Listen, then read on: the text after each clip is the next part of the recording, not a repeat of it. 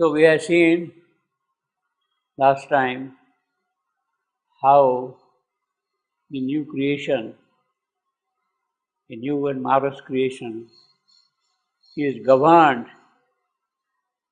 by the law of perfection. Governed by the law of perfection. And he has described a few details also of that perfection. There is a light's mind. There is a light's life. There is a light's body, mind of light, life of light, body of light in that new creation. Now, mind of light means it is the supremacy in the physical which is operating there, bodily. Then, of course, light of life, life itself full of light, luminous, splendid, and the physical body, the body of light, means light's body, body of light. Now, so this is what will happen when that new creation gets materialized upon earth. In other words, here we have the concrete realization of the life divine, Sri Aurobindo magnum opus life divine, in this new creation. In this new creation, it is already there. Now, Sri Aurobindo will describe in a different manner in the life divine, but what actually it is, he has described in just a few sentences here. Solid, luminous, powerful sentences, completely see. So what new life is there, what life divine is there, is the new creation. So when he speaks of a new and marvelous creation, it is that life divine which is getting materialized, getting realized upon earth. See? Now, in order that that happens, there are difficulties, there are problems. And he is now coming to the facts of present situation, the pragmatics of the whole thing, you see. You see, the whole tapasya of Ashwapati is a kind of a systematic progress from one stage to the other. It is not that he is jumping from one to the other straight away. He is kind of gradually climbing up, step by step to the topmost. We have seen in this book itself, book 3, canto 1, the yogi is pursuing the unknowable. Pursuing the unknowable. Why is he pursuing the unknowable? Because he sees that this creation is afflicted with death and falsehood and ignorance and all that kind of a thing. Our world. Now, it is a world which perhaps at this stage, in this manner, Satchidananda is not in a position to transform, to handle, to take care of it. So there has to be something beyond Satchidananda which should come into play and change the situation in this creation here, in this mortal world here. So he is pursuing unknowable. What is that he doesn't know? He does not know. And it has in that pursuit then he meets the dynamic power of the Supreme himself. And he realizes that yes, if things had to happen here, it is she alone who can do that. If things had to happen here, it is she alone who can do that. Now, it is not only that he is seeing her in the capacity of accomplishing what he has in mind. It is not only that.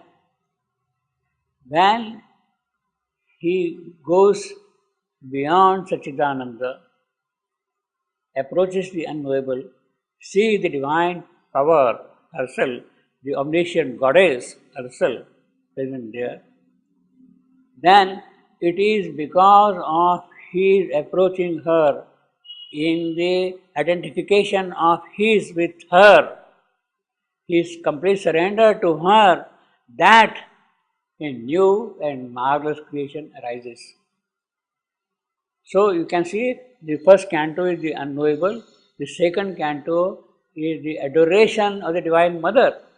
He adores her, he worships her, he surrenders to her.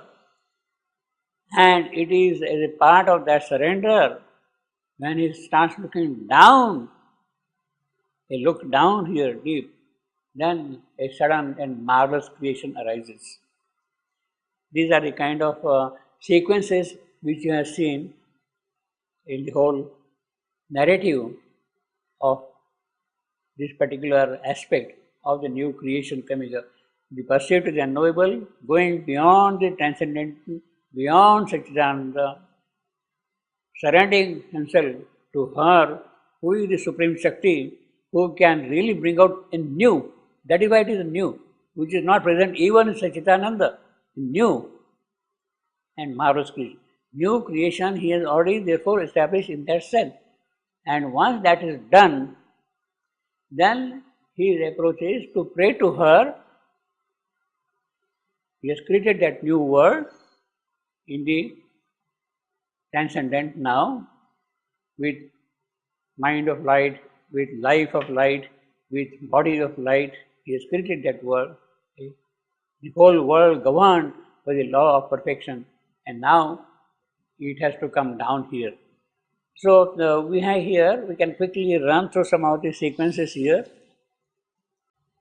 79.41. She is pursuing the unknowable, a pure existence, safe from thought and mood, consciousness of unshared immortal bliss. Existence, consciousness, bliss. That is Satchidananda. It dwelt aloof, it is bare infinite. It is lying there aloof, you see. And then, in the next sentence, an immeasurable luminous secrecy. 79.42. An immeasurable luminous secrecy guarded by the veils of the unmanifest. It is out of that he has to pull out that whole thing. Guarded by the veils of the unmanifest. That is what he sees there already now. He has penetrated into that. Then, once he has got that experience of the unknowable, we have here, he is kind of jubilant, happy. Oh soul, it is too early to rejoice. 80.3. Yes, you have discovered that. 80.3. Oh soul, it is too early to rejoice. He has discovered that thing and all that thing. No, that won't do. So what is the use of that? You have to see some things about here. It's too early. And then he goes on to 81.1. We are seeing the major steps of the whole thing. Even while he stood on being's naked edge, and all the passion and seeking of his soul faced their extinction in some featureless vow, the presence he yearned for suddenly drew close. What he was longing for, that Divine Mother, the Goddess, the omniscient Goddess, she has come closer to him now. And he says, who is that presence? A being of wisdom, power and delight. 81.3. Where is power and delight? She has drawn closer now to him. The presence he yearned for suddenly drew close. A being. What is that presence? What is that presence? A being of wisdom, power and delight. It is she now who is standing in front of us. She is coming out of the veil of the unmanifest. She's coming out of the veil or the unmanifest. And she's manifested. Huh? And then suddenly she's manifested. It was terrific, no? And then,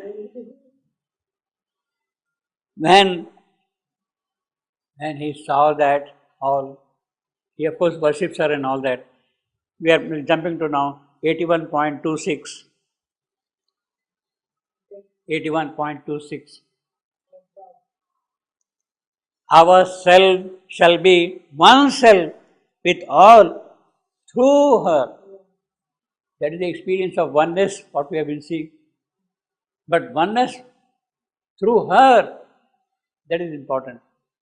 Oneness through her, you see. It is she. We are all devotees of the mother. All the devotees of the mother are one through her. Otherwise, amongst us, there are conflicts and quarrels. Between them there is conflict. But Yeah. through her, yeah. So because of that oneness, you see, and then when he saw all that, his spirit was caught in an intolerant flame. His spirit was caught in an intolerant flame. Finished. That's all. Finished. And then 82.8. A vast surrender was his only strength. That's all. That is all. You see, with all that thing, the surrender, with all that siddhi, yogic, tapasya, finally surrender to her. His soul was freed and given to her alone. 82.12. His soul was freed and given to her alone. Now he has surrendered himself completely to her. And then 83.1, next page, first line. A mightier task remained than all he had done. You see, with all these accomplishments at his command, there is still a mightier task.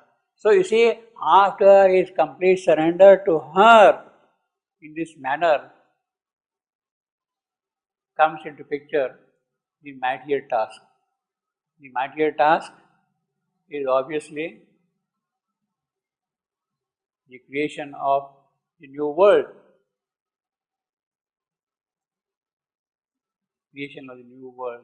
So, the creation of the new world, a new and marvelous creation arose in a yogic sequence when he has gone beyond Satchidananda,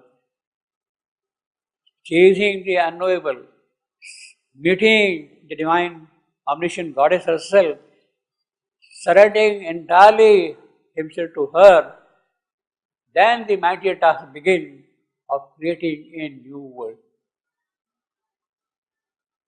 So that is the whole sequence of his yogic achievements, accomplishments. A mightier task that happens when he has met the. So you can see the logical manner also in which Savitri developed. Shivandu's epic Savitri developed. The unknowable, the adoration of the Divine Mother, the mightier task, the creation of the new world. The whole thing. Now after the new creation of the world,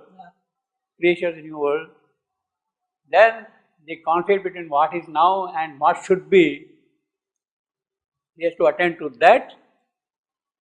Again, it is glory, your spiritual states. They are parallel and they are opposites. See, that is how it comes. He has come. So, how systematically, how scientifically the whole thing gets pursued. A mighty, a downward look. You see, 85.1. Then suddenly there came a downward look. See, Ashwapati is now seeing that. As if a sea exploring its own depths, a living oneness widened at its core, living oneness widened at its core, and joined him to the unnumbered multitude. So it is in that context you see a new and marvelous creation rose 85.5. You and marvelous creation.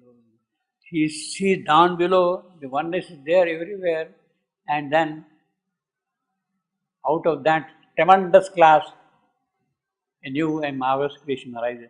Now this oneness, that's the experience.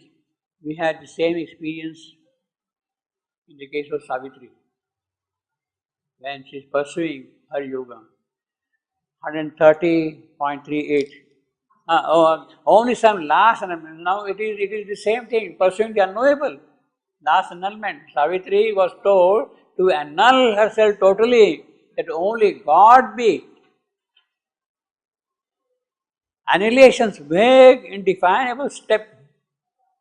You see, a memory of being still was there, but she was still carrying the memory. We'll come to this line, memory of being still was there. We'll come again to that. But before that, let us go to 132.17. 132.17.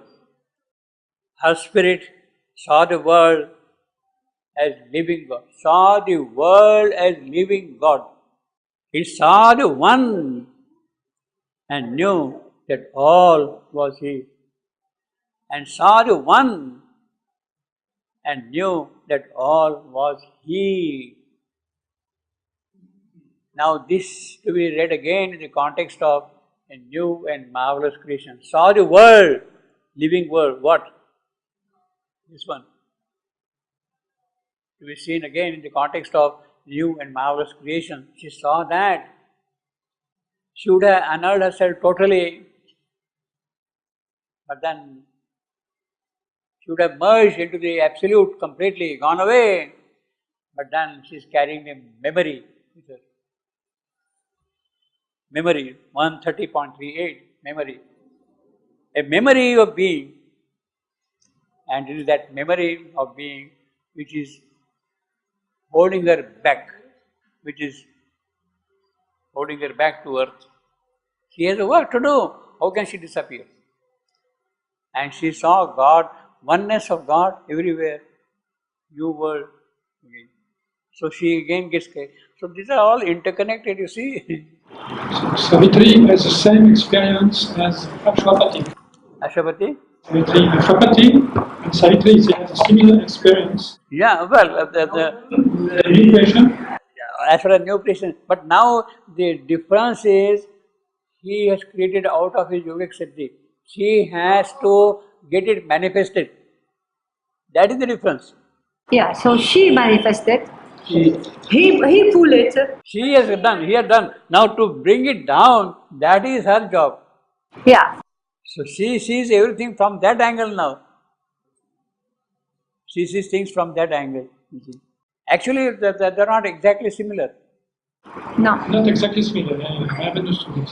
Because see, we have seen also in the case of Savitri Yoga, she is going inward into the soul and then she is climbing up. The Tantric Yoga and the Vedantic Yoga, as Shivandu calls it. Shivandu Yoga is the Vedantic Yoga of climbing up the spiritual ladder. That is Vedantic Yoga. And Tantric Yoga, going inward and then realizing the possibilities from within, climbing up all the way to you. In fact, both these are aspects, Shivandu Yoga and the Mother's Yoga, of one Satchidananda. Sat part of it being handled by Shivandu. Consciousness part, Chit part of it being handled by the Mother. Consciousness force means Satchidananda. She has taken up the Satchidananda, the consciousness force part of it. He has taken the part of being and existence. And both of them then complement Sat Chit in Ananda. In Ananda. So the Tantric, that is consciousness force, and the Vedic of Sat, being existence. So they join together and then bring out the fulfillment in Ananda. So Ananda is there behind, but here is the path of consciousness force, here is the path of being, existence.